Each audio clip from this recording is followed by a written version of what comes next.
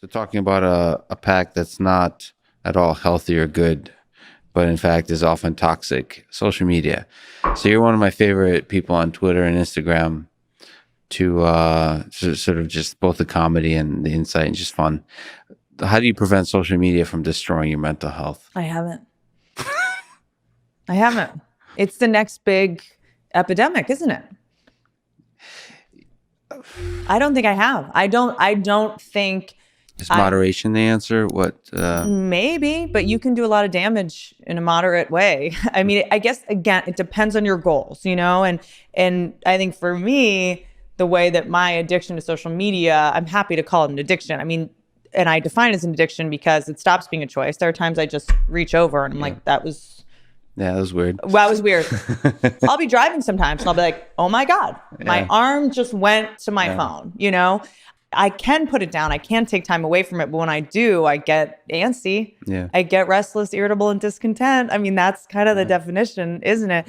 So I think by no means do I have a healthy relationship with social media. I'm sure there's a way to, but I think I'm especially a weirdo in this space because it's easy to conflate. Is this work? Is this not? I can always say that it's for work. Right. But I mean, don't you get the same kind of thing as you get from when a room full of people laugh at your jokes? Because I see, especially the way you do Twitter, it's an extension of your comedy in a way. So I took a big break from Twitter though. A really big break. I took like 6 months off or something for a while because it was just like, it seemed like it was all kind of politics and it was just a little bit, it wasn't giving me dopamine because there was like this a lot of feedback. So I had to take a break from it and then go back to it because I felt like I didn't have a healthy relationship. Have you ever tried I don't know if I believe him, but Joe Rogan seems to not read comments. Have you? And he's one of the only people at the scale, like at your level, who at least claims not to read. So, like, because you and him swim in this space of tense ideas. Yeah. That get the toxic folks riled up. I think Rogan. I don't know. I think he probably looks at YouTube like the likes and I think if something's if he doesn't know, I don't know. I'm sure he would tell the truth. I'm sure he's got people that look at them and is like, this guest did great, or I don't, I'm sure he gets it.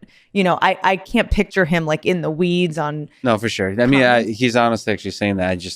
It's feedback. We're addicted to feedback. Yeah, we're addicted to feedback. I mean, look, like I think that our brain is designed to get intel on how we're perceived, so that we know where we stand, right? That's our whole deal, right? As humans, we want to know where we stand. We walk into a room and we go, who's the most powerful person in here? I got to talk to him and get in their good graces. It's just, we're designed to rank ourselves, right? And constantly know our rank. And social media, because of, you can't figure out your rank with 500 million people. It's possible, so our brain is like, what's my rank?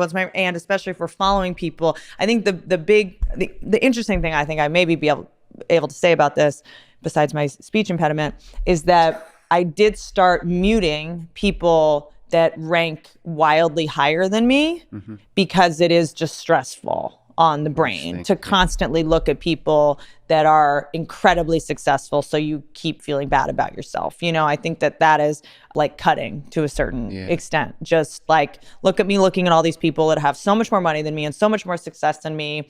It's making me feel like a failure, even though I don't think I'm a failure, but it's easy to frame it so that I can feel that way. Yeah, that's really interesting, especially if they're close to, like if they're other comedians or something like that, that's or right. whatever. It's really disappointing to me. I do the same thing as well. So other successful people that are really close to what I do, I don't know. I wish I could just admire. Yeah. And for it not to be a distraction. But that's why you are where you are, because you don't just admire, you're competitive and you want to win. So it's also the same thing that bums you out when you look at this is the same reason you are where you are. So that's why I think it's so important to learn about neurology and addiction, because you're able to go like, oh, this same instinct. So I'm very sensitive. And I sometimes don't like that about myself, but I'm like, well, that's the reason I'm able to write good stand-up. And that's the reason, and that's the reason I'm able to be sensitive to feedback and go, that joke should have been better. I can make that better. So it's the kind of thing where it's like, you have to be really sensitive in your work. And the second you leave, you got to be able to turn it off. It's about developing the muscle, being able to know when to let it be a superpower and when it's going to hold you back and be an obstacle. So I try to not be in that black and white of like, being competitive is bad or being jealous of someone, just to go like, oh, there's that thing that makes me really successful in a lot of other ways. But right now it's making me feel bad. Well, I'm kind of looking to you because you're basically a celebrity, a famous sort of world-class comedian, and so I feel like you're the right person to be one of the key people to define what's the healthy path forward with social media. So because we're all trying to figure it out now, and it's I'm curious to see where it evolves. I think you're at the center of that. So like there's trying to leave Twitter and then come back and see, Yeah. can I do this in a healthy way? I mean, you have to keep trying, You exploring, have and to thinking know about. because it's I have a couple answers. I think, I hire a company to do some of my social media for me, Yeah. so it's also being able to go, okay, I make a certain amount of money by doing this, but now let me be a good business person and say, I'm going to pay you this amount to run this for me. So I'm not 24/7 in the weeds, hashtagging and Yes. responding. And just, it's a lot to take on. It's a lot of energy to take on. But at the same time, part of what I think makes me successful on social media, if I am, is that people know I'm actually doing it and that I am engaging and I'm responding and developing a personal relationship with complete strangers. So I think, figuring out that balance and really approaching it as a business, that's what I try to do. It's not dating. It's not, I try to just be really objective about, okay, here's what's working, here's what's not working. And in terms of taking the break from Twitter, this is a really savage take, but because I don't talk about my politics publicly, being on Twitter right after the last election was not going to be beneficial because there was going to be, you had to take a side. You had to be political in order to get any kind of retweets or likes.